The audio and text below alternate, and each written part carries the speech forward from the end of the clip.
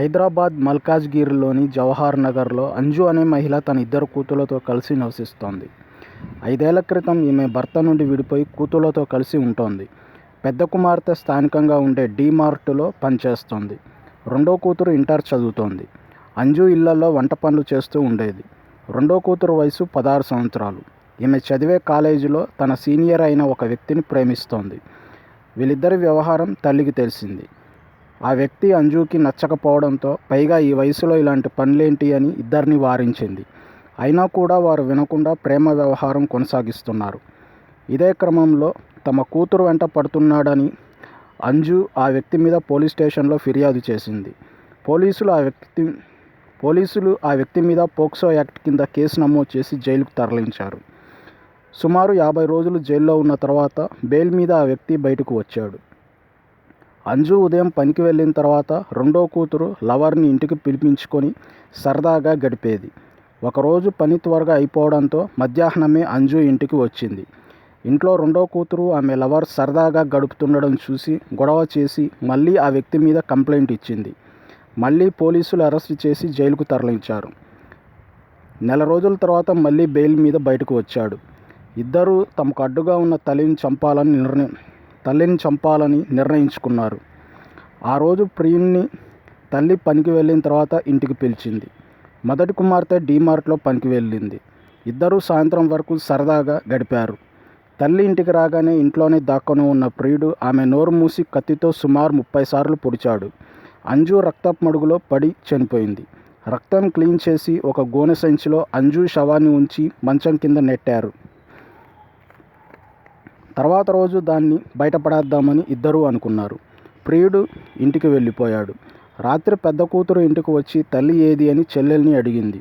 Scooty మీద ఊరుకు వెళ్తున్నానని 2-3 రోజుల తర్వాత వస్తానని చెప్పి వెళ్ళిందని ఆమె చెప్పింది. తర్వాత రోజు ప్రియుడిని ఇంటికి పిలిచింది. గోనె సంచిని బయటకు తీసుకెళ్లడం రిస్క్ అని భావించి ఇంట్లోనే గొయ్యి తవ్వారు. ప్రియుడు 2 సిమెంట్ బస్తాలు కొనుక్కొని వచ్చాడు. ఆ గొయ్యిలో మొదట సిమెంట్ వేశారు. అందులో గోనె సంచిని వేశారు. దాని మీద మళ్ళీ మిగతా బస్తాల్లోని సిమెంట్ని నీళ్లతో కలిపి గొయ్యి అంతా పూడ్చి పైన శుభ్రంగా అలికారు.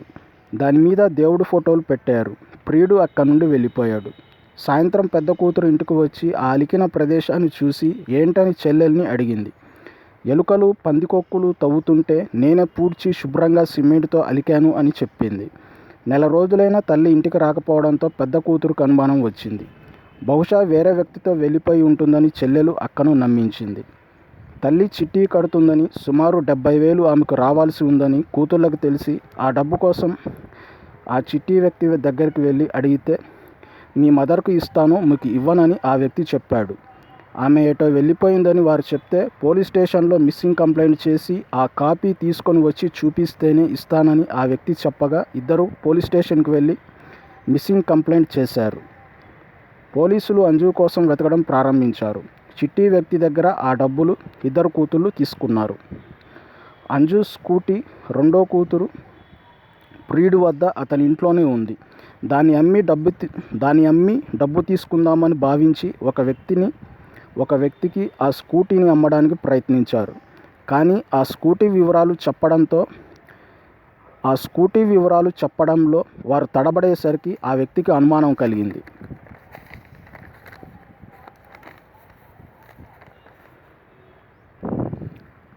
ఈ స్కూటీ ఎవరిదని ఆ వ్యక్తి ప్రశ్నించాడు.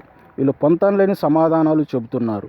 ఆ వ్యక్తికి మరింత అనుమానం కలిగి పోలీసులకు ఫోన్ చేయగా పోలీసులు అక్కడికి చేరుకొని అది మిస్ అయిన అంజు స్కూటీగా గుర్తించి, స్కూటీతో మీ మదర్ వెళ్ళిపోయిందని మిస్సింగ్ కంప్లైంట్లో చెప్పావు కదా, ఇప్పుడు ఈ స్కూటీ కనిపిస్తుంది, ఇది ఎక్కడిది అని పోలీసులు గట్టిగా ఇద్దరిని విచారించేసరికి జరిగిందంతా చెప్పారు. పోలీసులు అంజు ఇంట్లో తవ్వి కుళ్ళిపోయిన అంజు శవాన్ని బయటికి తీశారు. సుమారు 10 నెలలు శవంపైనే రెండో కూతురు ఆమె ప్రియుడు శృంగారం చేశారు. ఇద్దరిని అరెస్టు చేసి రిమాండ్కి తరలించారు. వీడియో నచ్చితే లైక్ చేయండి, షేర్ చేయండి, సబ్స్క్రైబ్ చేయండి, పక్కన ఉన్న బెల్ సింబల్ని యాక్టివేట్ చేయండి.